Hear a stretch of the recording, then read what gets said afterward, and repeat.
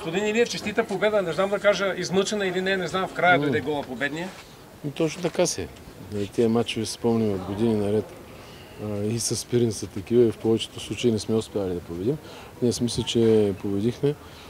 Не беше от най-добрите ни матчи игрово, особено също отбор, който играе много добре на контратака. Ние пък бяхме в прехода ни след загуба на топка, беше, да не кажа по-силна дума, не беше добър и това позволи на Пирин така да ни разстрои с няколко контри и да ни изкара от равновесие, което рядко се случва. Сега наистина имахме някои отсъстващи момчета, които са по принцип като душата на отбора в такива мачове, където не вървят нещата, но това трябва да даде шанс на други, които не бяха на ниво много добро, но не си играл толкова мачи титуляр, е нормално да имаш някакви колебания. Така че важни 3 точки в матч, който,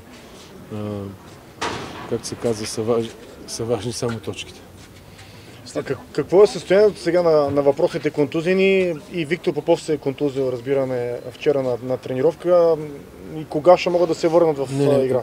Вчера на тренировка се контузи Васко. Виктор имаше проблем още след мача в София. Пробвахме го вчера на тренировката, не успя. Нямаше комфорт да продължи, можеше да се влуши контузията.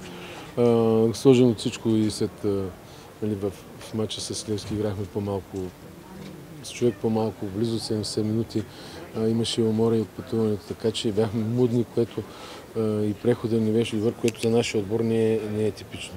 Така че за контузените не знаем със сигурност. Съмнявам се да се приберат за купата. Може би за Арда ще се строя.